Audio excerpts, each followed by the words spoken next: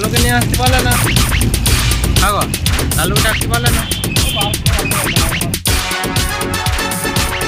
বিক্রি করে খাচ্ছে আমি আসলে, তাদেরই অসুবিধা হবে যারা কয়লা চোর, তাদেরই অসুবিধা হবে আমি আসলে যারা গরু চোর, তাদেরই অসুবিধা হবে আমি আসলে যারা বিধবা ভাতা থেকে